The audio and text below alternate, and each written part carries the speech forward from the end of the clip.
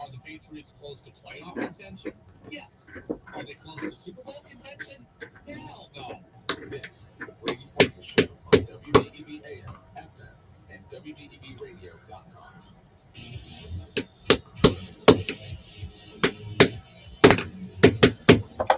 What's up, everybody? Happy Celtics win Friday. Happy pre-holiday Friday.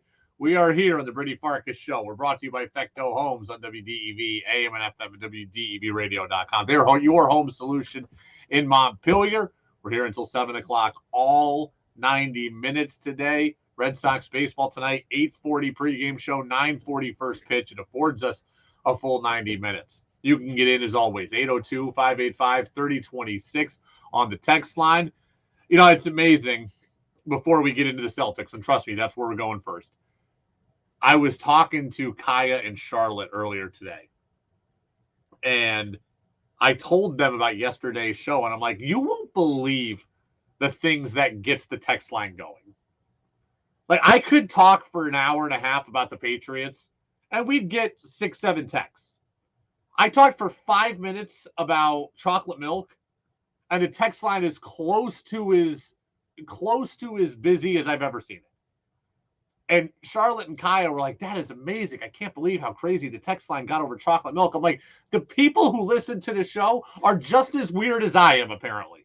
Because the things that get you all going, the things that get me riled up, sometimes they surprise even myself. I mean, I had overnight texts on chocolate milk today. Like, I came in, I had overnight texts on chocolate milk. Text came in last night talking to me about chocolate milk. Like, this is the stuff that gets the people going, right? This is the stuff that gets the people going. And I have a question for the text line. I do this every pre-holiday show. I need to take attendance today. I need to know if you're out there and you're listening, and it's safe to do so, text in 802-585-3026. Because I get what's going on. Pre-holiday weekend, a lot of people are driving out. 5:30 now, good weather, people are outside. I want to know who is with me because we're going to talk about the Celtics, and I want to know who's out there listening. Because if only 7 people are listening today, or no one texts in, then I might just pack it up and go home and watch the Celtics game over again rather than do the show. If you're out there, 802-585-3026. I always like knowing who's listening on a pre-holiday show, right? I did this before Christmas Eve. I do this before Thanksgiving Eve or on Thanksgiving Eve, and I do it here on Memorial Day weekend. I hope you all have a great holiday weekend, but we do have the 90 minutes to get to. So let's waste no time, everybody.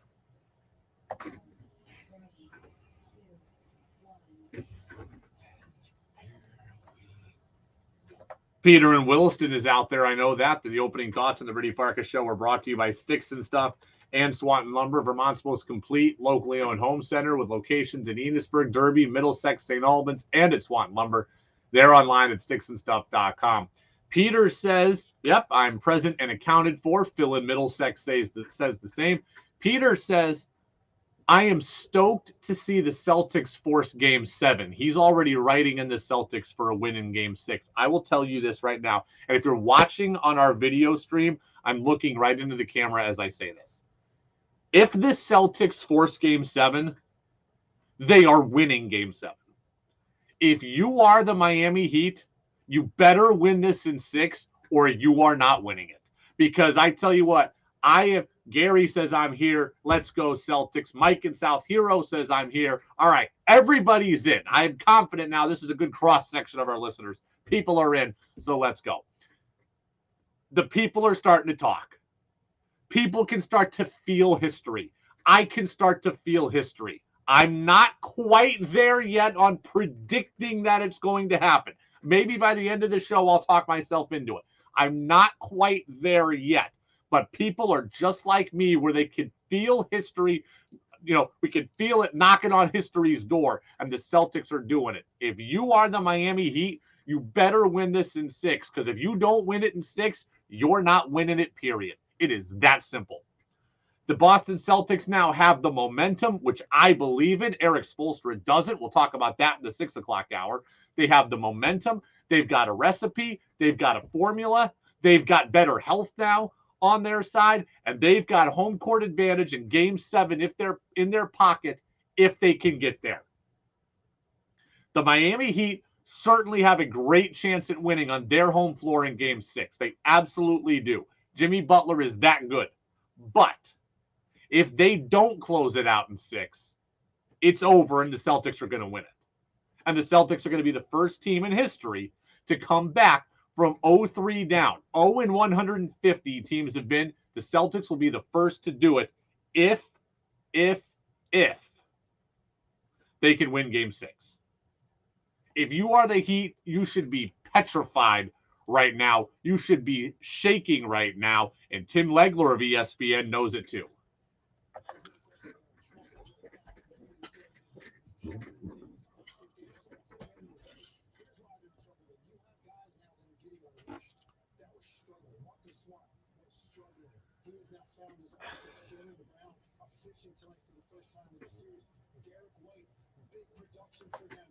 Last night, a 110-97 victory for the Celtics. Last night was a clinic. Last night was as close to the Celtics that we thought we'd see as we have seen in a long time. The Celtics yesterday did just about everything right. Everything we asked them to do, they did. Look, we asked them to come out with energy, right? We said it's a baseline requirement. You have to come out with energy. They did that. From the first play of the game, Marcus Smart steals the ball from Bam Adebayo, dives on the floor, outlet pass, Tatum to the bucket. Celtics on the floor, diving. They wanted it more from the very first play of the game. We asked them to do that. We've asked Jason Tatum to not settle. We've asked him to get to the bucket. And boom, first quarter, he goes right to the tin, and he did it constantly. We've asked the Celtics to establish dominance early. Boom, they're up 18-5. We asked them to play off the crowd. The crowd's rocking. They're flying around. Instant 13-point lead. We're 6 minutes into the game, and you don't look back. But more so than all that, I asked the Boston Celtics yesterday, I said, look, I expect you to come out and play hard. I expect you to feed off the crowd, but I asked you to do what? I asked the Boston Celtics to not crash, to not lose that energy, to not allow the Heat to wilt it from 15 to 13 to 8 to 6 to 4, and now all of a sudden with 6 minutes left, we're in a tight ball game. Every time the Heat started to make a run, Celtics had an answer, and that's what they've needed, right? They got the big lead, but could they hold it? Yes. Miami gets it down to 10. Oh, there's a Derek White 3. Miami gets it down to 12 a little bit. Oh, there's a Marcus Smart 3. The Celtics did not let Miami get back into it, at least not seriously. They were able to finish it off. Last night was a clinic. They started well, they finished well, and they got contributions from everywhere. 4 players for the Celtics had more than 20 points yesterday. Tatum, Brown, White, Smart. No players for the Miami Heat had 20 points yesterday. 0. If you get 4 players with 20 and the other team has 0, I bet you 98% of the time you win the game. The Celtics didn't just win it, they controlled it. Everything we wanted them to do, they did. I could not be happier with how the Celtics played yesterday. And I give the Celtics credit here because they were able to win in a way that I didn't think they were going to be able to win again. I told you the Celtics have 3 formulas to win games 4, 5, and 6. One formula is everybody contributes. Check mark. They did that in game 4. I thought game 5 and 6 had to one of them be the Jason Tatum game and one of them be the Jaylen Brown game. Apparently not. Yesterday, again, was an everybody game. 4 players in double figures. Derek White, 6 threes. Marcus Smart, 4 threes. 16 threes as a team. They did not rely on one person. They were all hot. They all passed the ball well. Good ball movement, passed up good shots for great shots. When the Celtics play that way, they are really good. When the Celtics play that way, they are far better than the Miami Heat. And when the Celtics play that way, they should win game 6 and they should win game 7 and they should pull off history. Look, the streets are talking. The streets are excited about the Celtics. Again, I don't know that they're actually going to do it, but I can tell you that I'm starting to feel like it's really, really possible. When they play this way, they are indefensible. Undefendable? Indefensible? They can't be guarded when they play this way. And a beaten down Heat team cannot guard them when they're playing this way. It's a Heat team without Tyler Hero. It's a Heat team without Gabe Vincent. It's a Heat team without Victor Oladipo. With those 3, just maybe the Miami Heat could beat the Celtics. Without them, the Celtics are better, and the Celtics absolutely, if they come out and play like this again, they got a chance to send it back to Boston. And if they do send it back to Boston, this series is over, and the Celtics are going to win it. If Miami doesn't win in game 6, they're not winning it, period. Texter, Kevin in Duxbury says, let's go Celtics. I agree with you. Peter says, I was impressed with how many steals the Celtics forced last night. You look at it, the Celtics ended up with 13 steals. That's double what Miami had. I mean, look across the board. Celtics shot 51%. So did Miami. Largely even. But Celtics had 16 threes. Miami had 9. Advantage. Celtics hit 14 free throws. Miami hit 8. Advantage. Celtics got to the line 19 times. Miami got there 10. Advantage. Celtics out-rebounded Miami by 1. Advantage. Celtics had 3 more assists than Miami. Advantage. 7 more steals. 2 more blocks. They had 7 less turnovers, and they committed 4 less fouls. Everything you want the Celtics to do, they did. It's that simple. And I got to give the Celtics, I got to give Jason Tatum a lot of credit. A lot of credit. It's a guy that everybody's been harsh on, myself included. I've told you, I don't want to be harsh on him because I see the numbers are so good. But when you're the best player and you're about to make $318 million, that comes with a degree of responsibility. I feel like I've tried to hold Jason Tatum to that level of responsibility. He was awesome last night. He was not perfect, but I thought this team needed him to go for 40 for them to win last night. He was a playmaker. He was a playmaker. He was not just a scorer. He wasn't Jason Tatum.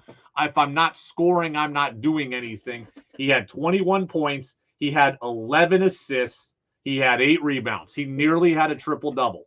He was only 1 of 6 from 3. So, again, it wasn't perfect. They need him to be better there if they want to win this ultimately. But he was a playmaker. He got to the lane early. He helped set the tone. Him getting to the bucket, kicking out for others, created them wide open shots. I mean, Derek White doesn't get wide open shots if Tatum's not creating them in some cases.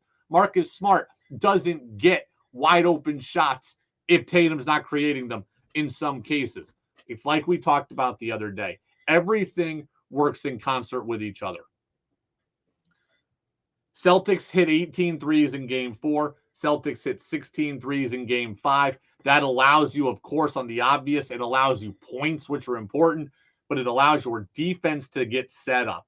And when your defense gets set up, you can more easily play defense. And then Miami has a harder time scoring. They miss. When they miss, you get in transition. When you get in transition, the shots become a whole lot easier to knock down because one team is scrambling, one team is flat-footed, and you've got all the momentum going forward. And that's exactly what's happened the last two nights.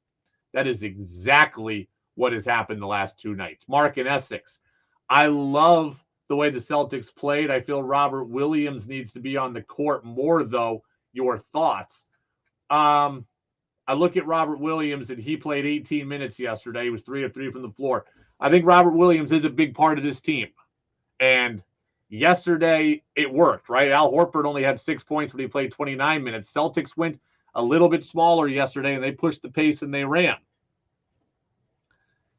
If that is the best way to play, then Robert Williams is not needed as much, right? If it's mainly a perimeter game, and I'm not going to question strategy. I'm not an NBA strategist. I think Robert Williams is a big part of this team, but Miami doesn't have, outside of Adebayo, does not have a big post presence. So if you can find a way to control Adebayo, you don't necessarily need Rob Williams. I want him, but if it becomes a track meet and Al Horford's better for a track meet, then I'll live with that. Texter says, watch out for Jason Tatum in a game 7. That could be the Jason Tatum game and a closeout opportunity. Could be. He does seem to rise to the moment when the back is against the wall. Dan says, chocolate milk is the only reason I went to school. Right there. That's it right there. The people that want to get rid of chocolate milk from schools, I don't know how to talk to you because you've forgotten what it's like to be a kid. Okay? I'm still kind of a kid, so I remember. Chocolate milk is great. School lunches largely stink. Chocolate milk does not stink. Chocolate milk is the best. And there would be times where I would bring my lunch to school and I would want a chocolate milk from the school because it was the only thing worth having at the school. Chocolate milk is that delicious. And how many kids will not drink milk, period, if they're not allowed to have chocolate milk? So I'm for dairy farmers. I'm for milk in schools, white milk, chocolate milk, strawberry milk. Have them all in schools. But don't start taking them away. I'd rather you add them all than take chocolate milk away. Texter says, Dan with the text of the week, chocolate milk rules. Chocolate milk does rule. It absolutely does rule. In the spirit of yesterday with the chocolate milk, I was going to wait until the end of the show to bring this up, but I'm going to tell you why I think I have a new career on my hands. This just came to me yesterday. I think I have a new career on my hands. I'll tell you about it next. In the spirit of yesterday's chocolate milk debate or talk, I will tell you about my potential new career. That's next on the Brady Farkas Show, brought to you by Fecto Homes.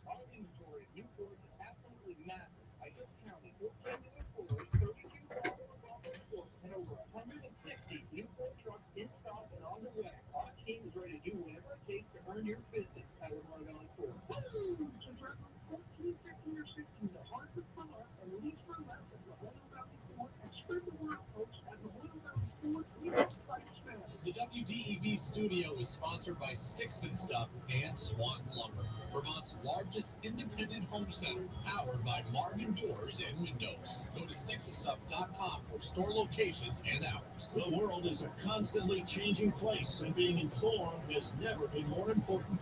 This is Steve Kays at WDEV, Vermont's news station, and CBS provide you with up-to-the-minute news and information. Whether it's top and bottom of the hour news, breaking news, or special events, if Vermonters need to know, you can trust that WDEV and CBS will inform you.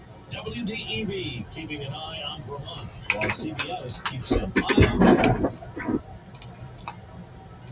Make your opinion heard by texting onto the Brady Parker Show at 802-585-3026.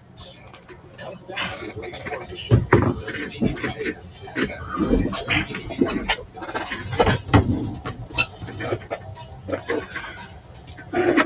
Welcome back in, Brady Farkas Show right here on WDEV, AM and FM, WDEVradio.com. I wasn't going to take the show off the rails until the end of it, but since we have, some time here, I'm going to take it off the rails right now for a moment and tell you about, I think I have a new career on my hands. Texter says, guess is that you're thinking of starting a custom chocolate milk brand to sell and supply exclusively to every grade K through 12. That's not true. That would be a good idea. I think I have a career on my hand as a pickup basketball scorekeeper. That's right. I think if I ever had a second job, I think my second job could be pickup basketball scorekeeper. I have never understood why some people, when playing basketball, cannot remember the score, and why the score always becomes a huge point of contention. Now, look, I am loud. I like to talk. And you already know I keep track of my stats, so I'm generally thinking about numbers. Maybe that's why I'm so good at it. But people have the damnedest time trying to remember the score of pickup basketball. So I was playing every Thursday in the men's league in Essex, right? Great league, right? Essex Parks and Rec, or Essex Junction Parks and Rec. My guy Dennis do a great job running the league. Absolutely awesome. My team lost in the semifinals. So the final was last night. So what happened was the finals going on one court. A bunch of guys from the league got together and said, hey, our teams are out, but we want to play. The gym is here. So let's just go play pickup. So the championship game's going on court A. We're playing on court B. I have always been the guy, always, that keeps the score in my head. And then I'm loud enough. I say it like every time the bucket scored. Every time I'll say the score. Okay, hey, it's 2-1 offense.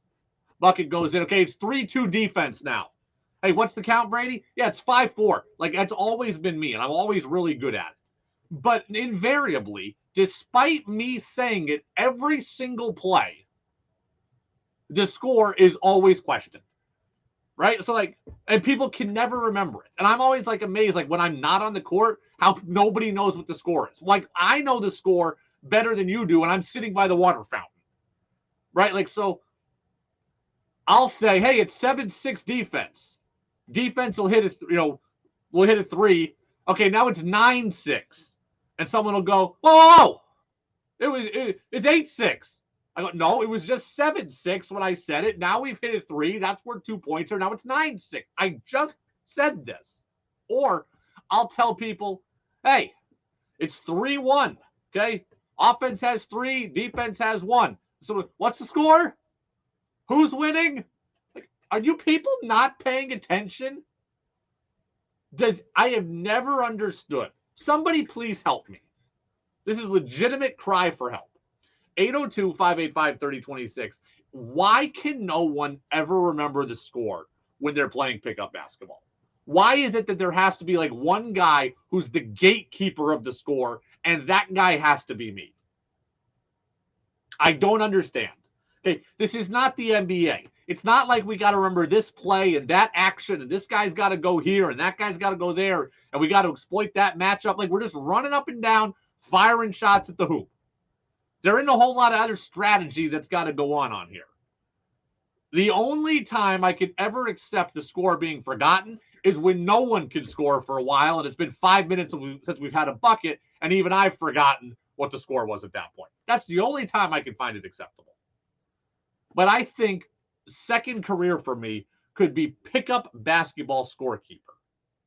Because every pickup game I've ever played in, no one seems to be able to remember what the score is. Does anybody else run into this, or is it just me and the people I play with? Because it's been happening to me for 20 years. Heck, even when I was like 15 and I would play. I was 15. I would play with the 25-year-olds, right? I'd run with the older guys at the Y.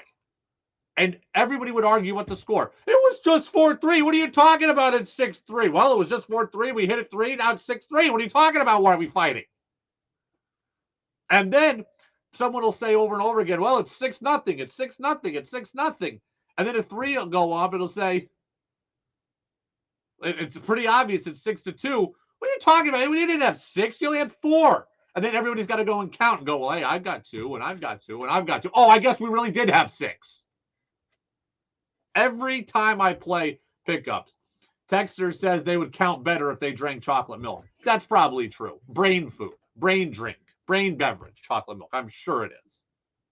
Chocolate milk is the goat of drinks, and I'm apparently the goat of basketball scorekeeping. I don't know. I just don't know. I've never understood it. The score leads to more men's league confrontations or more pickup confrontations than ever, because no one believes what the score is. Despite the fact that it's been bellowed out every play, no one ever believes what the score is. You sure? Whoa. Hey, you really hit a 2 there? Or was that a 1? Your foot on the line?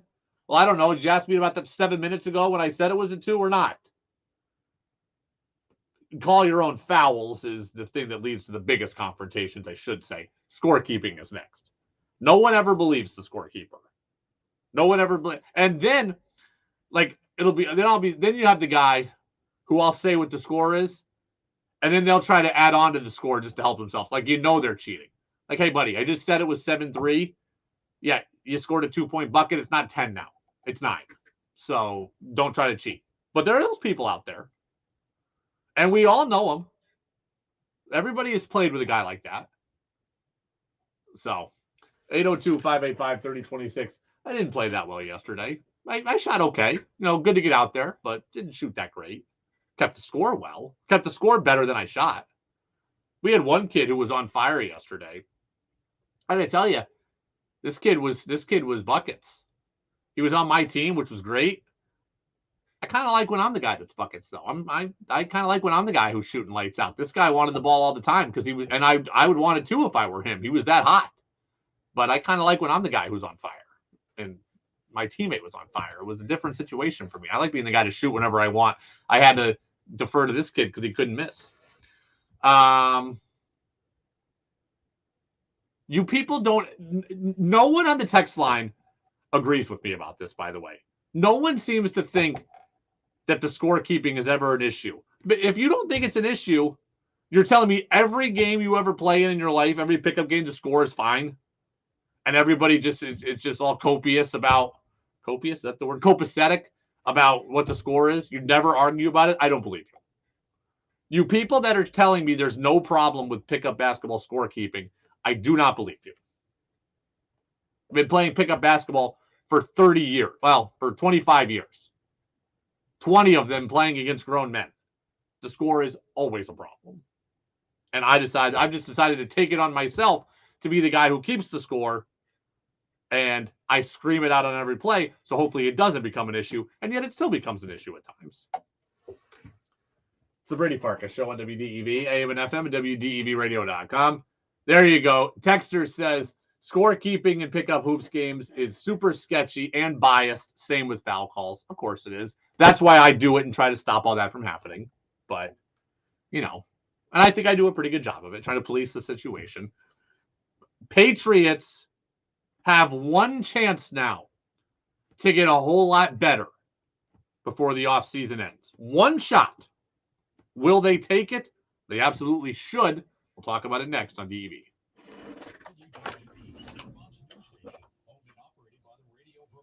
From the Copper Show Sugarbush, 96.1 FM, WDEV Warren and Waitsfield. 96.5 W243 Barrie, 98.3 W252 CU Montpelier, along with our founding station, AM 550 WDEV Waterbury Montpelier. Streaming at WDEVradio.com. 91 years of serving Vermont. The friendly pioneer, WDEV.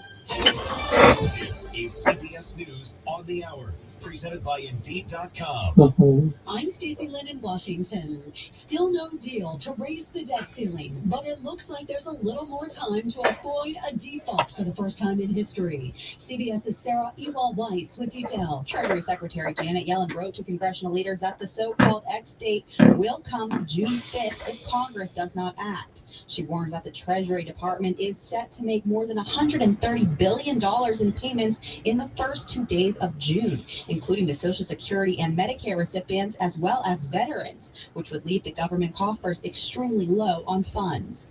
The Texas House is planning to vote tomorrow on the impeachment of embattled Attorney General Ken Paxton, who calls the move a political attack. The Trump-allied Paxton, dogged for years by legal and ethical scandals, is refusing to bow to demands from members of his own party to resign. They have denied me the opportunity to present the evidence which contradicts their politically motivated narrative. The Texas House will vote tomorrow afternoon whether to impeach Paxton, who is asking his supporters to protest. Christopher Cruz, CBS News. You're going away for the long holiday weekend? Be prepared. It is super busy at airports across the country. It's worse than getting to Disney World. Oh my goodness. You think you're at the end of the line, and then there's 3 or 4 more.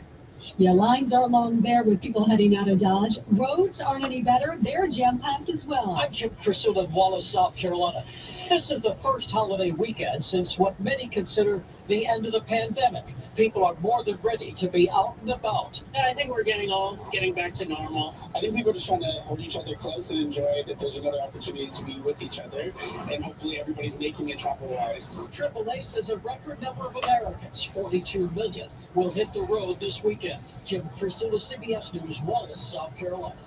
Pope Francis passed on some scheduled meetings earlier. Correspondent Elaine Cobb. The Vatican says Pope Francis is running a fever and had to cancel all his meetings today. There were no details on just how sick the 86-year-old pontiff is. The Pope has had a busy week. He's still scheduled to say Pentecost Mass on Sunday in St. Peter's Basilica. Well, the latest consumer spending report has confirmed what we've all been thinking. Prices are still high for pretty much everything, but business analyst Joe Schlesinger tells us even though prices do remain high, consumers continue to spend. Spending jumped 0.8% for the month. Income increased by 0.4%. Markets closed in the green today. The Dow up 329 points, Nasdaq up 278, S&P up 54. This is CBS News. Need to hire quality candidates fast? You need Indeed. Their powerful hiring platform helps you attract, interview, and hire candidates all in one place. Visit Indeed.com/credit. It's easy to think all money managers are pretty much the same, but at Fisher Investments, we're clearly different. Different how? You sell high commission investment products, right? No, Fisher Investments doesn't sell any commission-based investment products. Well, you must earn commissions on trades. Nope, never at Fisher. We're a fiduciary. We're to act in our client's best interest. It's the high standard of care for a financial advisor. How do you know what's in their best interest? We get to know our clients and then tailor a portfolio based on their goals and needs. But you probably sneak in some hidden and layered fees. No, we have one transparent management fee structured so we do better and our clients do better. Wow, you really do look out for your clients. That's because our top priority is WDEV, Brady speaking. retirement. It might be why most of our clients come from other money managers. Good. I've got 60 seconds. What's up? To find out why investors like you switch Hey, JD, what's up? Fisher Investments. Clearly different money management. Investments and securities involve the risk of loss. I didn't read the whole thing, but I mentioned the comment about how great chocolate milk was on it. Yeah. Was that you?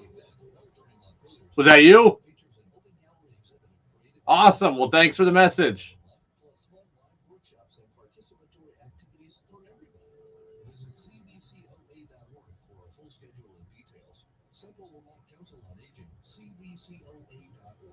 As for Rogers, we know that so much depends on the weather.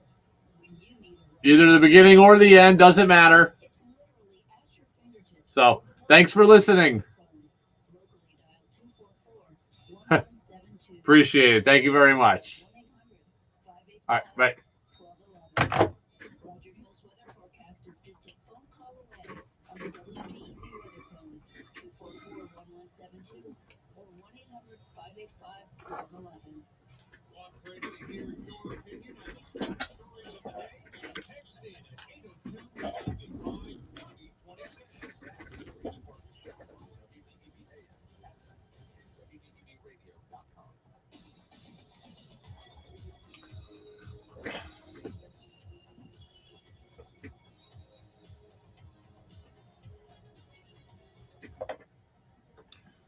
Welcome back in, Brady Farkas Show, brought to you by Fecto Homes here on WDEV, AM and FM, and WDEVradio.com. Good call just came in from our guy JD, who wanted to talk about chocolate milk. Everybody wants to talk about chocolate milk today. I seriously, I could do the whole show on chocolate milk, and it would apparently be better than if I just talked about the Celtics all day. We are going to get back to the Celtics in a little while, though. But I have to say this. The New England Patriots have been given a gift. DeAndre Hopkins has been released by the Arizona Cardinals. Released by the Arizona Cardinals. He is now free to sign with any team in the NFL. You do not have to give him anything but money. Right? If the Patriots had to trade a second-round pick for DeAndre Hopkins, I probably wouldn't want to do it. Right? Too old, too many question marks, etc. If the Patriots had to give up a second and a fifth, I wouldn't want to do it. If it's just about money, then I want to do it. DeAndre Hopkins is now a free agent. He costs you nothing but money. If the New England Patriots want to seriously show us that they are here to contend in 2023, they will go out and they will get them. They will get him and they will make this happen. DeAndre Hopkins is not what he once was. DeAndre Hopkins is not a guy who's going to have 110 catches for 1,500 yards. That said, DeAndre Hopkins last year, he served a 6-game suspension. He only played 9 games last year. He had 64 catches, nearly 8 a game. He had 717 yards. Guess what? That would have been by far the on pace for the best receiver the Patriots had. DeAndre Hopkins played 9 games. He had 67 catches. Jacoby Myers played 14 games, had 67 catches, and that led the team. Actually, Ramondre Stevenson led the team out of the backfield. Nonetheless, in 9 games, he was as productive catch-wise as Jacoby Myers was. Yards-wise, Jacoby Myers played 14 games, had 804 yards. DeAndre Hopkins played 14 games, had 804 yards. DeAndre Hopkins played 9 games, had 767. DeAndre Hopkins being in New England makes the Patriots better. Not only better, much better. The Patriots need help. Mac Jones needs help. DeAndre Hopkins can provide it, and it costs you nothing but money. You've got to find a way to make this happen if you're the Patriots. And DeAndre Hopkins wants to win a title. I think DeAndre Hopkins knows the Patriots right now are not in a position to win a title. So you may have to overpay to get him. I don't care. You need something offensively. I look at the Patriots and I say, all right, if DeAndre Hopkins is here with Devontae Parker and Juju Smith-Schuster and Tyquan Thornton, well, now we're starting to talk about something that's more exciting. Now we're starting to talk about something that's more palatable. Now we're talking about an offense that might be able to do something. The Patriots need to find a way to make this happen. Unfortunately, I don't think they're going to be able to, because I think what Hopkins wants is either absurd money, which I don't think the Patriots will give, or he wants a chance to win a Super Bowl, which I don't think the Patriots have. So I don't think the Patriots will make this happen, but they need to try their damnedest. They have been given a gift. DeAndre Hopkins is a Hall of Fame wide receiver, and though he may not be that player right now, he's still largely better than a lot of what they have.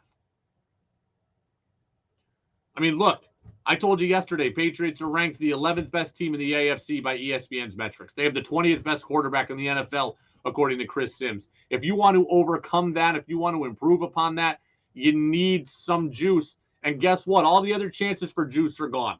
Free agency is gone. The draft is gone. The big trade market is gone. This is the thing that's been handed in your lap. And you know what? If it's not you, it's going to be one of your rivals, and you're going to be screwed even further. The Kansas City Chiefs want DeAndre Hopkins. The Buffalo Bills want DeAndre Hopkins. The New York Jets might want DeAndre Hopkins. If you don't get him, he very well might not even end up in your division, and he might just beat you twice this season as a result of it. Bill Belichick and the Patriots want to win, or so they tell us. Going out and getting DeAndre Hopkins is the guy that now they need. He's the only other move on the board. He is the only move on the chessboard at this point for the New England Patriots. Again, they can't make a big trade. The draft is over. Your offense is still subpar. The rest of the conference is still excellent. DeAndre Hopkins is what you need. Texter says Bill O'Brien's presence probably nixes any chances of the Pats signing Hopkins because they had such a falling out in Houston. You're probably right, unless you overpay. That's another reason you probably have to overpay. And it's another reason why you're likely not going to get him, because I don't think they will. But the Patriots have been handed a gift today. They've been handed a second chance. If DeAndre Hopkins is offered $4 million a year from the Chiefs and offered $9 million a year from you, then make the run at it. Okay? At least make him think about it. At least make him think about it. Continuing on with the Patriots real quick here. Tom Curran of NBC Sports Boston must have been listening to our show yesterday, because after the Patriots were banged the 2 offseason practices, right, for the extra long special teams meeting, I said, what exactly does Joe Judge do positively for the team? That's what I said yesterday. I was like, look, I would have gotten rid of Joe Judge. I'm not fire everybody guy. But if Joe Judge is going to cause problems last year and is going to alienate your quarterback last year and is going to cause problems in the offensive coaching staff last year, and now instantly in his new role he's causing problems, I'm like, what exactly does Joe Judge do positively?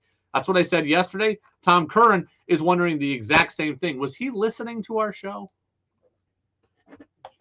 I would go to the manager and say, is that guy really helping us a lot? And point at Joe Judge. I would ask him, is he helping us pretty much? Because every time I turn around, I feel like he's at the epicenter of an issue that is causing the team either to have a level of dysfunction, distrust, or lose practices when it's important to have practices. So how much is he helping us? Exactly. Why is Joe Judge still here? He's still here because he's in the Bill Belichick inner circle. And that's disappointing, because Bill Belichick has always told us, I will do what's best for the football team. Right? Bill Belichick was willing to cut Ty Law. And Bill Belichick was willing to cut Logan Mankins. And Bill Belichick is willing to cut future Hall of Famers. But he's not willing to cut his coaching buddy. And that's a problem. Don't we all agree that that's a problem? No days off. Always do what's best for the team. Put the team first. And Bill Belichick can't do it. He elevated. So Joe Judge gets fired for the New York Giants. And Bill Belichick brings him back. Okay, fine. I could reconcile that. Bring Joe Judge back. But what does he do? He brings him back and elevates him into a position that he didn't belong in. He puts him on the offensive coaching staff, a job he's never done at a high level. He puts him on the offensive coaching staff. And then the offense stinks. Mac regresses. Story comes out about Mac and him butting heads. Story comes out about Judge, sabotaging the offensive meetings essentially to make himself look good, to make himself like the leader. And instead of canning this guy, Belichick just puts him back on special teams. A demotion, yes, but he doesn't get rid of him. Why? He apparently can't get rid of his buddy. That's not what's best for the team. Joe Judge does not belong here anymore. He is causing you more harm than good. And again, I do not call for people's jobs lightly. Your quarterback doesn't like him. Your offense struggled with him. Special teams now has been rendered a lot more moot because of the new kickoff rule. I don't necessarily need him for that. He's only here because he's Belichick's buddy. Tex says, I think a lot of people find ways to listen to the Brady Farkas show. We know Freddie Coleman does, so I bet Tom Curran does as well. I highly doubt Tom Curran listens to the show. In fact, I don't think Tom Curran knows who I am. He may. We've had mild interactions on Twitter. We're friends with Phil Perry on this show, obviously, his cohort at NBC Sports Boston. He may have heard my name, but I don't even think Tom Curran knows who I am. Creighton from Winooski says, chocolate milk rules better be used for future sound bites. I'm happy to still be listening to you. That was Creighton from Winooski's very first text. Must be a texter from back in the day on my old shows or something. Welcome, Creighton. Very, very happy to have you aboard with us here, whether you've been listening for the 2.5 years I've been here or this is your first day or anywhere in between. Joe Judge doesn't belong with the Patriots. He's causing them absolutely nothing but problems. Absolutely nothing but problems. And it's so frustrating to see him still here simply because he's Belichick's buddy. One last Patriots thought, and then I promise you I'm done. Adam Jones of WEEI in Boston, who I don't typically agree with, said something else that I do agree with. Earlier today, he was talking about Mac Jones and his future.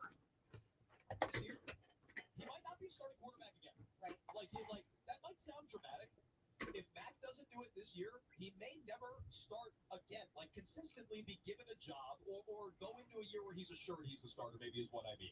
Like he's going to have to go in and fight every year. Maybe he's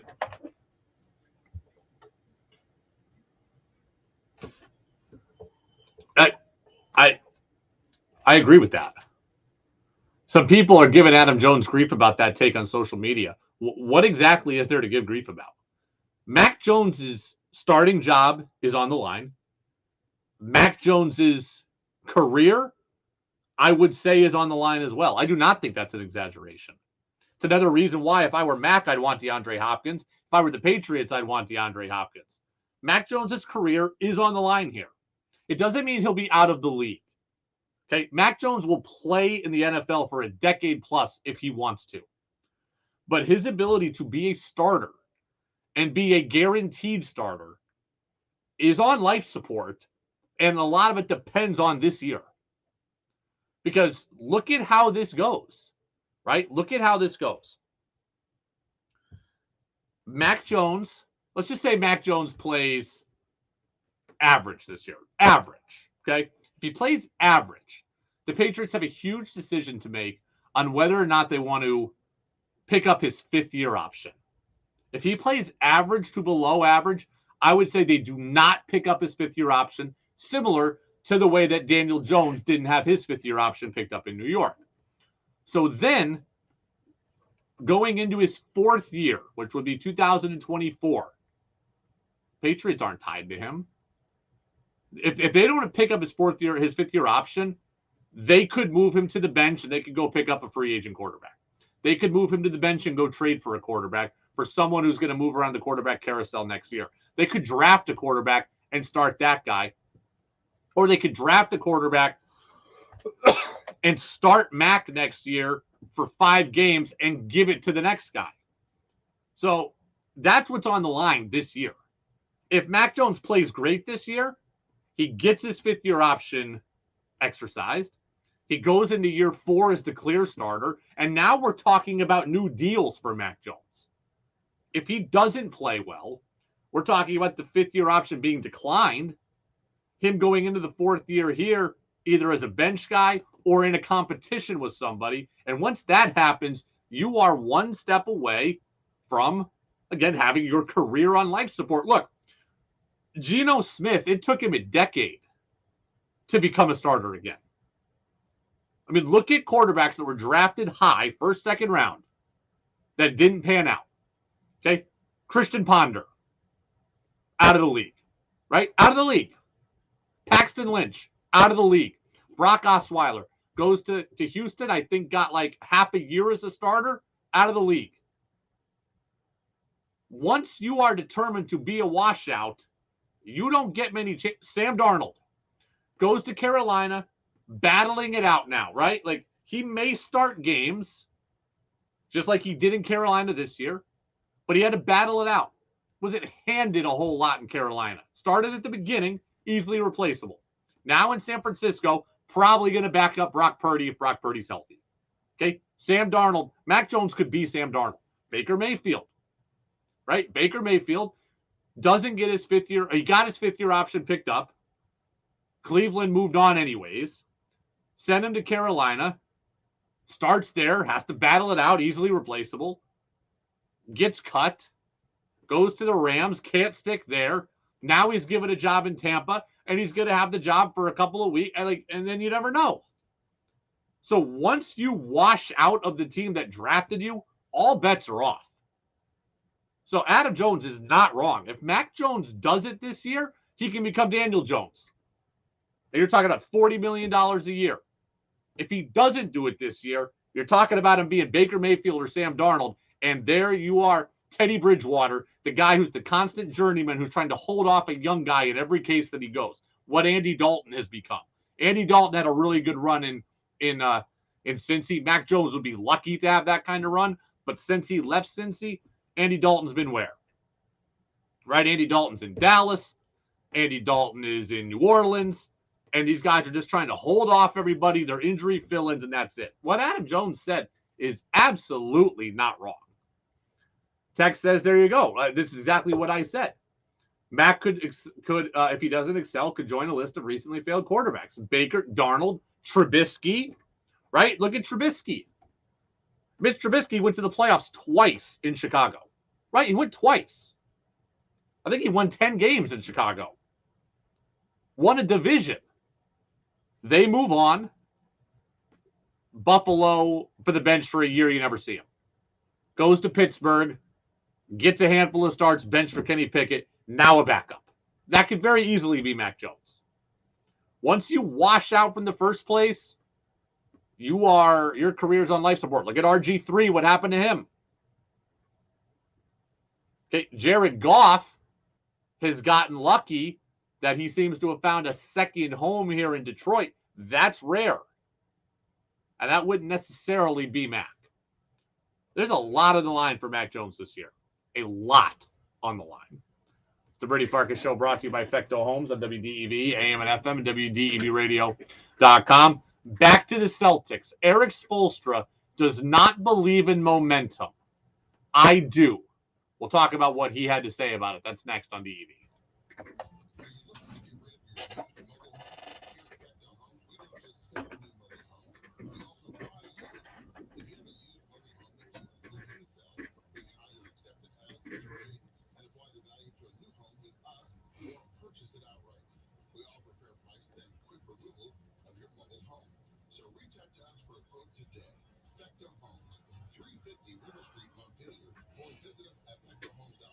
The WDEV studio is sponsored by Sticks and Stuff and Swan Lumber, Vermont's largest independent home center, powered by Marvin Doors and Windows. Go to sticksandstuff.com for store locations and hours. New England Municipal Resource Center, NEMR, a company that recognizes the value of Vermont and all things local, municipalities, businesses, and WDEV. Hey, I completely forgot about Jackie's birthday tomorrow. We've got this. Kitty Drugs. We got this and that. Marvin windows are designed for unprecedented performance and exceptional aesthetics. Marvin's expansive window portfolio has every style you can imagine, all of them crafted with the highest quality material and the ability to mix and match across product lines that allows you to achieve the right form and function for your residential, commercial, and replacement needs. See our Marvin specialist at Sticks and Stuff at Swanton Lumber in Middlesex, St. Albans, Enosburg, Swanton, and Derby, or online at sticksandstuff.com. Hi, I'm Bob Lake, CEO of Green Mountain Credit Union. We're proudly member-owned, which means what you deposit, we invest in your neighbors, friends, family, and small businesses that are essential to our community. And all interest in deposits made go right back to our members, continuing our philosophy of people helping people. Green Mountain Credit Union's old school lending with 21st century technology. I invite you to stop by one of our locations in South Burlington, Rutland, or Berlin, or find us at greenmountaincu.com. This Sunday afternoon, the 60th annual Mickelson RV Memorial Day Classic rolls to the line at the nation's Steve Excitement Thunder Road. 125 laps of relay balls, and grand to win on the Track Open Modified Series, plus flying Tigers, Street Stock Zero Warriors. Adult admission $30. Kids age 6 to 12, $10. 5 and under free Sunday afternoon. The nation's Steve Excitement Thunder Road, Quarryville, Perry, post time 1:30. Local businesses advertise with WDEV because they get results. One Makeup Snow Insurance Group tells us why he advertises with WDEV. We're heavily involved in the community. For our advertising dollars. The market penetration is second to none in Central Vermont. We've been with them for almost 40 years. Advertising with WDEV gets results. Inquire today at WDEV at radiovermont.com. The Brady Farkas Show now has an interactive text line, so reach out now. 802-585-3026. Now it's back to the Brady Farkas Show on WDEV AM. WDEV.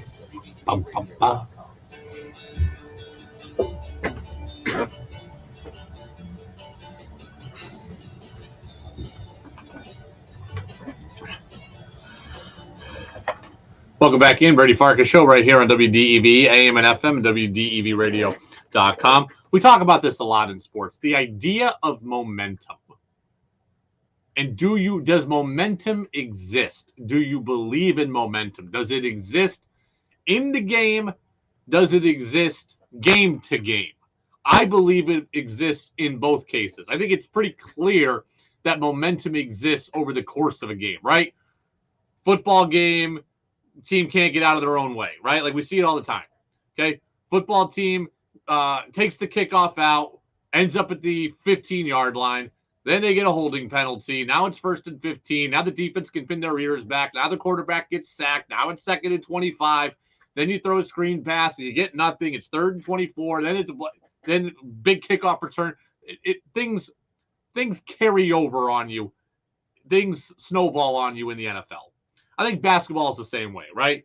You dribble it off your foot, team goes for a layup, turn it over again, team gets a 3. Now the crowd's into it, and now you can't get out of your own way. I think we all agree that momentum exists within the game. But does it exist game to game? Eric Spoelstra, the head coach of the Miami Heat, does not believe that it does. He says one game has nothing to do with the other. So I think so much of that is overrated. It's a competitive series. You always expect things to be challenging in the conference finals, one game doesn't lead to the next game. Based on all the experience that we've had, it doesn't matter in the playoffs. It doesn't matter if you lose by whatever. We beat them by whatever in game 3. Yeah, I disagree. I think that it does.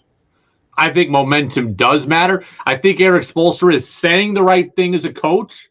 I hope he doesn't actually believe that, because momentum is a thing. It does exist, and it especially exists in basketball. This is not baseball, right? The saying in baseball is, momentum is only as good as the next day's starting pitcher, right? If you come out and put up 12 runs on Thursday, and then Shohei Ohtani pitches on Friday, and he throws a 2-hit shutout, well, he stopped all your momentum.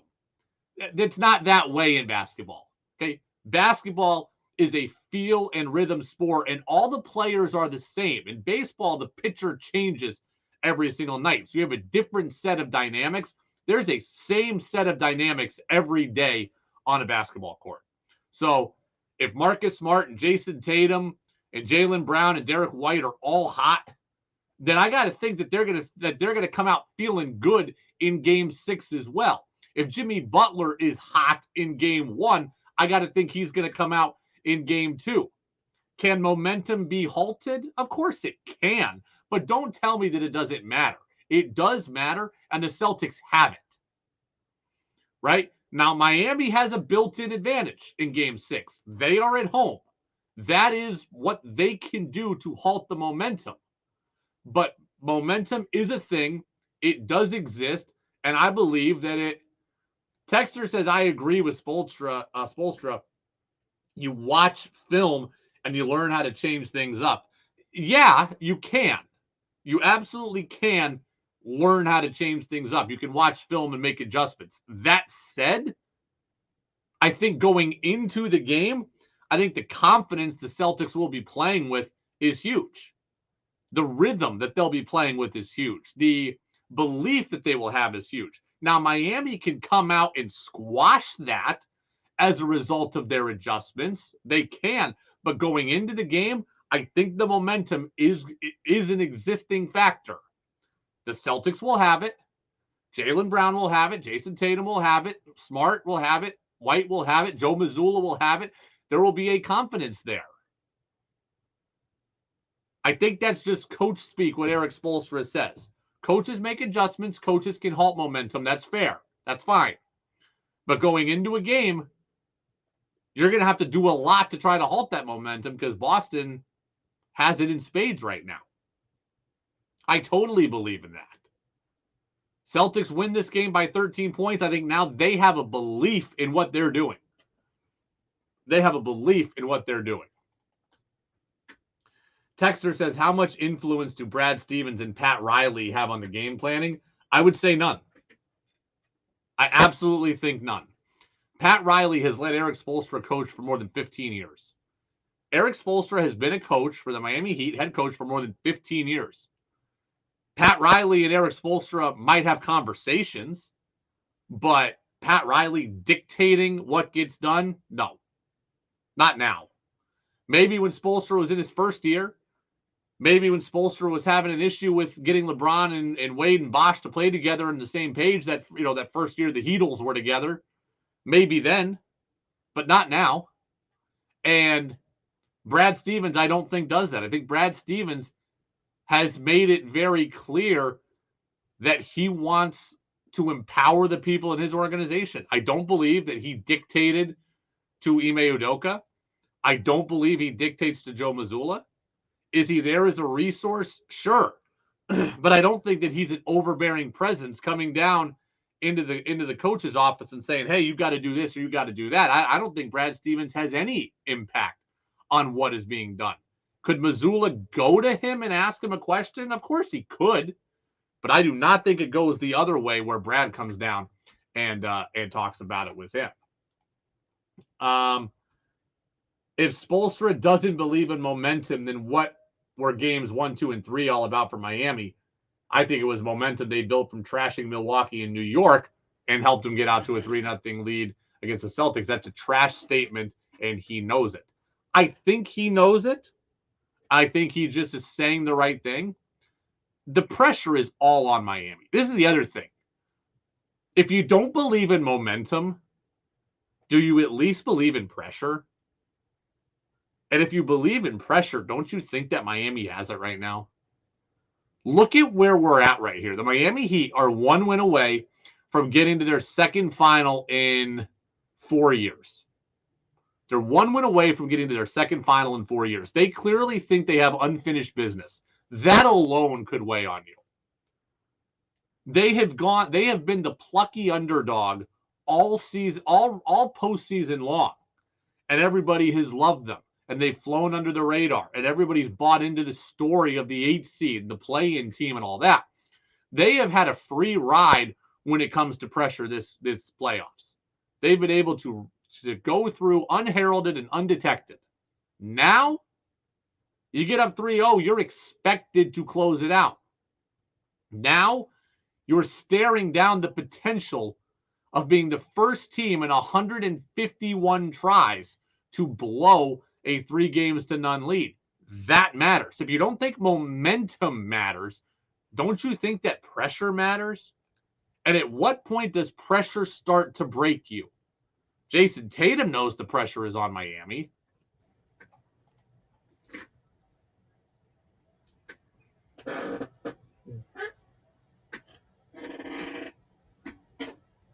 The pressure is on Miami. And if you're the Celtics, you want to keep applying that pressure. I don't believe that Jimmy Butler will feel pressure. I don't believe that Eric Spoelstra will feel pressure. But can the Celtics get to the other guys? Can they get Duncan Robinson or Caleb Martin or Gabe Vincent, if he plays, to turn into a pumpkin? Can they get Kyle Lowry at this point in his career to turn into a pumpkin? Butler, I don't think is phased. Spoelstra, I don't think is phased. The rest of the team, the Celtics, I would have to hope that the other guys are feeling it. And how could you not? I think the Heat know this is their chance. I think the Heat know that if they don't close this out on South Beach, they're not going to win. And when you think you only have one shot to do something, that has to weigh on you. That has to weigh on you. Now, that's what Spoelstra said. How about what Butler had to say?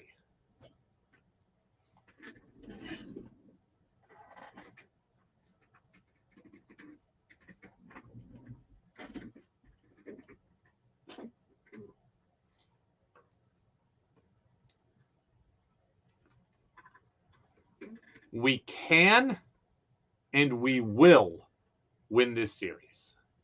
That's what Jimmy Butler says.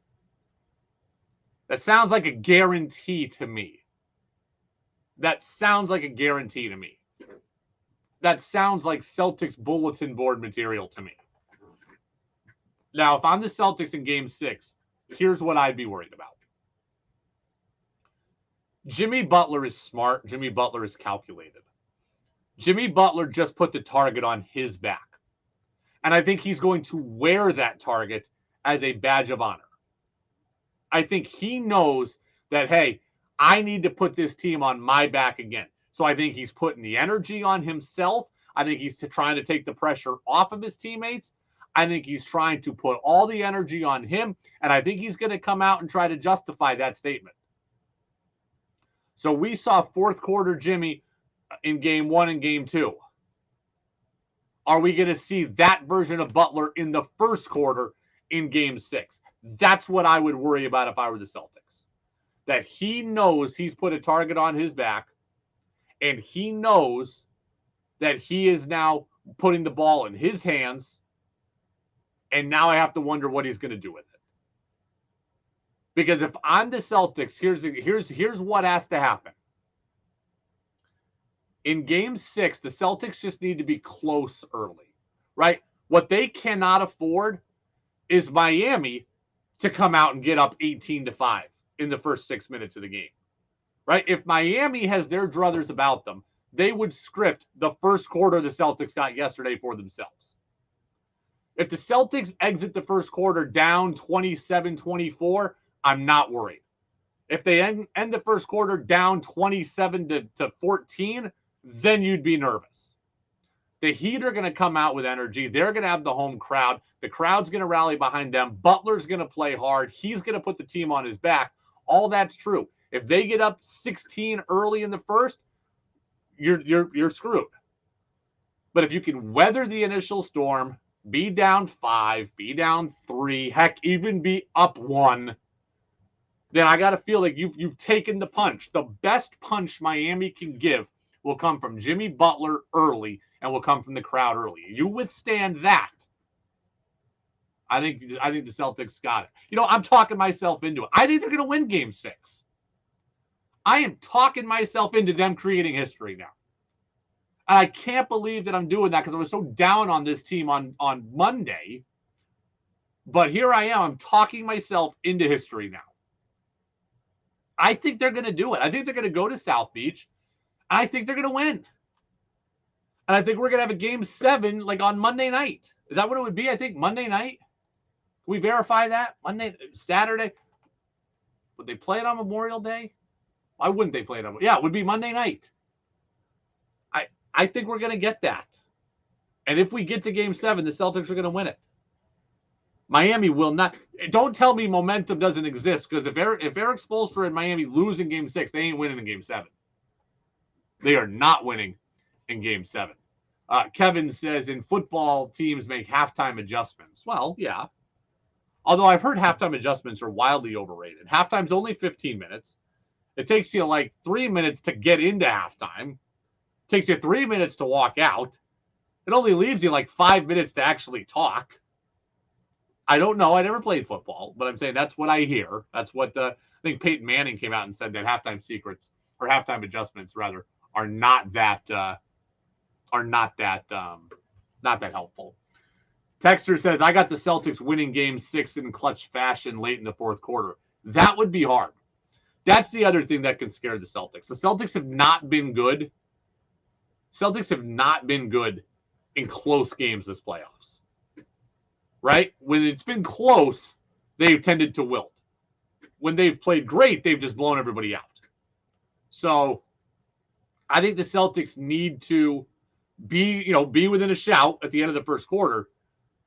But I don't know that I want them 89-87 with 3.5 minutes to play, or 105-103 with 3.5 minutes to play. They have not been great in those end-of-game situations when the game is close. Key for the Celtics, too, and this is, I undervalued this. The three-point shot for this team is huge. They're 10-2 these playoffs when hitting more than 14 threes. 10-2. Maybe it's 13 threes. I think I saw in their last 14 games, when they hit 15 threes or more, they're 7-0. When they hit less than 15, they're 1-6 or something like that. The three-point shot is huge for this team. It's huge in the NBA, period, but it's huge for this team. If they make them, they win. If they miss them, they don't. I read a stat that said, really, in every game this series, they're getting the exact same quality of look. They've just missed them in the game they've lost. They've made them in the games they've won. Shoot them, hit them, win. It's that simple. Game 6 is coming up tomorrow night, 8:30. I'll be watching it, as I'm sure all you will as well, on the Brady Farkas Show right here on WDEV, AM and FM, WDEVradio.com. We are brought to you by Fecto Homes. We'll get you the Red Sox lineup against the Diamondbacks, and super agent Scott Boras wants to change something about Major League Baseball. We'll react to his interesting proposal. We'll do it next.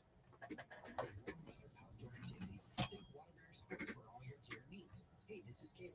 Our camping section is filling up with tons of stuff for nights under the stars. We've got shoes and outerwear for every adventure and all the weather a Vermont summer can throw at us. If you fancy a paddle, we've got a bunch of new inflatable paddleboard kits in, perfect for some fitness or a lazy float. We also have tons of lawn games and activities for those family barbecues. Waterbury Sports, your outdoor gear specialist in North Central Vermont. Whether you own a local business or a global one, you're always looking for ways to position your operation to create opportunities and move on them faster. With Bank of America, you get access to experts, award-winning insights, and business solutions so powerful, you'll make every move matter, locally and globally. Visit bankofamerica.com/banking for business to learn more. What would you like the power to do? Copyright 2023 Bank of America, N.A. At Lowe's, we're always bringing pros more ways to save. Right now, buy a select Metabo HPT cordless nailer and get a 36-volt 2.5 amp hour battery free, a $139.99 value. And as a Lowe's MVP, buy select Owens Corning shingles and earn 2 times the bonus points for $1. Lowe's Pros. You almost didn't make it.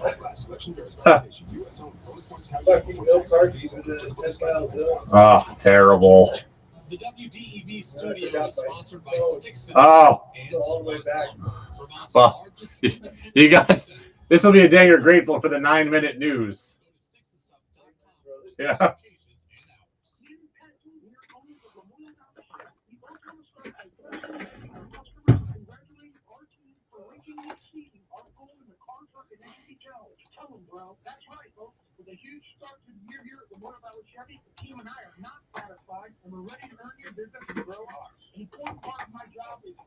informed, and I want to share with you that Chevy lease deals have improved dramatically since the beginning of the year. In fact, now is a great time for you to lease for less at Lamoille Valley Chevy. Listen to this. With $3,900 cash and trade down plus fees, returning leasees can get a low mileage 2-year lease on a new 2023 Chevy 1500 Custom Crew Cab 4x4 for just $399 a month. And folks, our inventory of new Chevys and pre-owned vehicles is huge. Right now, we have several clean late model pre-owned cars, trucks, and SUVs on the lot, and we're making deals to sell them. So come lease for less at Lamoille Valley Chevy, just past Stowe and Morrisville, in the beautiful town of Hyde Park, Vermont, and spread the word for us. At Lamoille Valley Chevy, we know price matters.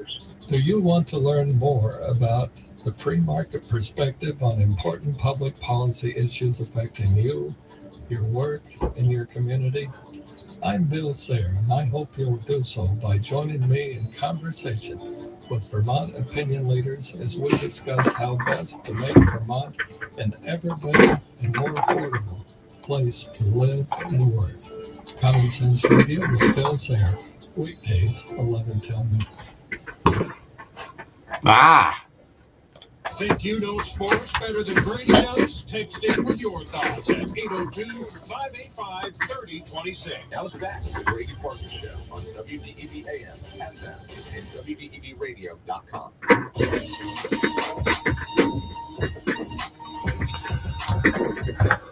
Welcome back in, Brady Farkas Show right here on WDEV AM and FM and WDEVradio.com. Red Sox baseball tonight comes up 8:40 with the pregame show. 9:40 is the first pitch. Jazz with George Thomas comes up at 7 o'clock, kind of leads us into Red Sox baseball. Interesting suggestion from super agent Scott Boras. Scott Boras was on the Baseball Isn't Boring podcast with Rob Bradford, who works over at WEEI. He says he wants rosters expanded to like 27 or 28 players. And the reason why is because he believes pitchers are getting injured or will get injured because of the pitch clock. So he wants 1 to 2 more pitchers on a roster. He says that, you know, pitchers are going out there and they're getting tired quicker. And when they get tired and they're still pitching, they tend to get hurt. So we need to take starting pitchers out earlier after 4 or 5 innings, and then we'll have more relievers to bring in. And now maybe starters are getting taken out earlier anyways, and the bullpens are thinner, and we need more pitchers to cover for the bullpen arms. He's trying to keep innings down so that pitchers can throw as hard as they can, but won't get tired. That's essentially what this is about. And I got to say, 1, I disagree. And 2, you have to look at where Scott Boras is coming from when he says this. Scott Boras is an agent. Scott Boras wants more clients who are in Major League Baseball. If he has more clients who are in Major League Baseball, more players that are his clients are getting Major League contracts. When more players get Major League contracts, he gets more money. So he has a financial interest in this. So understand where he's coming from. If we add 1 or 2 more pitchers to a roster, then a lot of them will have a chance to be his clients. They'll get Major League salaries, and he'll get money on that. So just be aware. It doesn't make what he's saying necessarily wrong. Just kind of vet the comments and understand that there's that angle to it. Here's why I disagree, though. Buster Olney told me recently that a lot of veteran pitchers really haven't done a good job training for the pitch clock. And that is on you. That is on you. I don't want to see any pitcher get hurt. Right? I don't want to see any pitcher who is working much faster than usual and is now tired and now is pitching the 5th inning and they're exhausted, and because of that their mechanics go astray, and because of that they get hurt. I don't want to see that.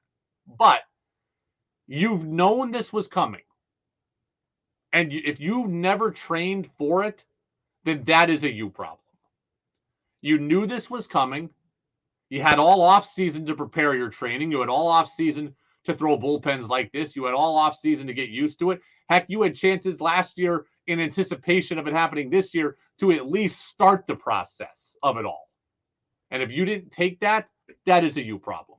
I don't need to bail you out as a result of your inability to prepare. The other thing is this.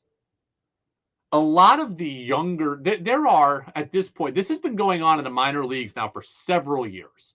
Okay, these rules have already been in the minors for several years, really aggressively in the minors for the last 3 or so, but they've been there for the last several.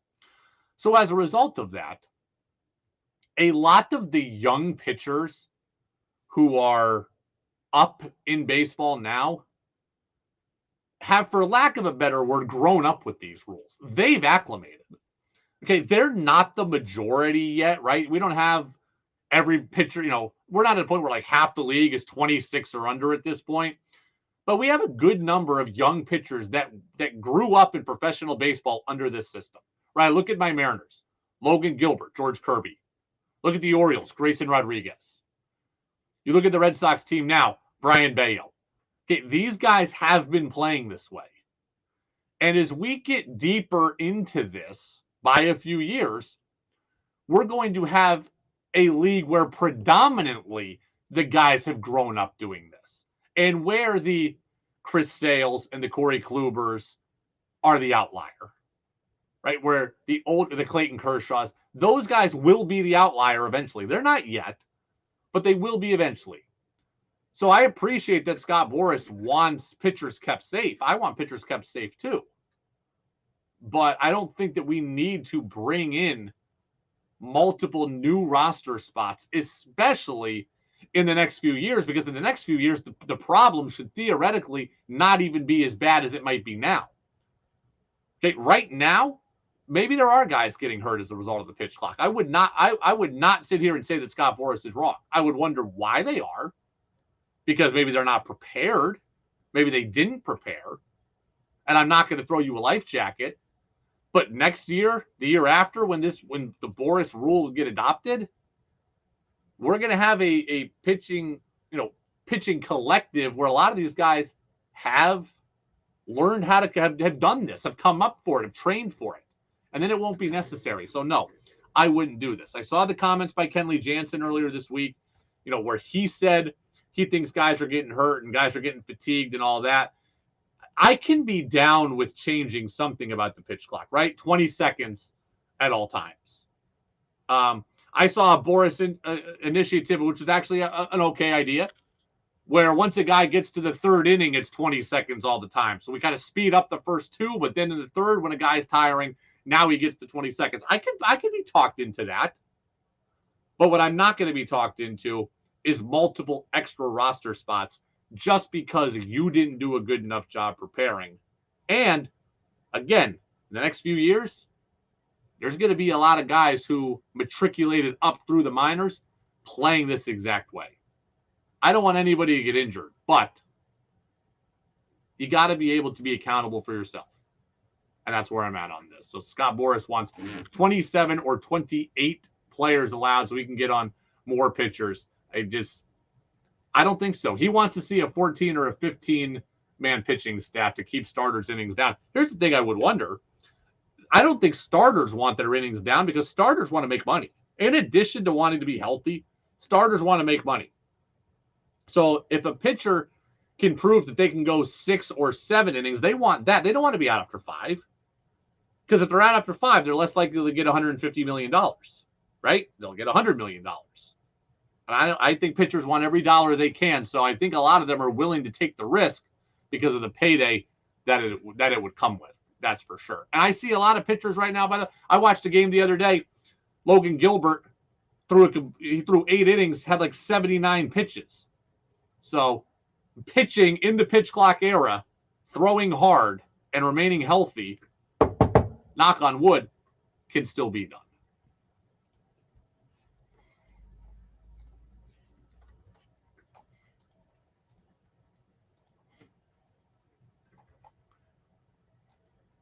Red Sox and Diamondbacks. Red Sox have lost 4 straight. They're 26 and 24. The Diamondbacks are 29 and 21. They are a lot better than any of us realize. We're going to get a look at them firsthand. Chris Sale's on the mound tonight for the Sox, 4-2 with a 5.01 ERA, but he was excellent his last couple times out.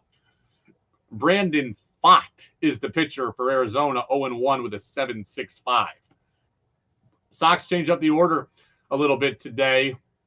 Ramel Tapia leads off in center. Alex Verdugo's in right.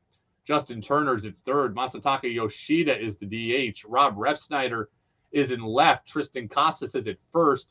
Kike Hernandez is at shortstop. And Manuel Valdez is at second. And Connor Wong is the catcher. My question is, where is Rafael Devers?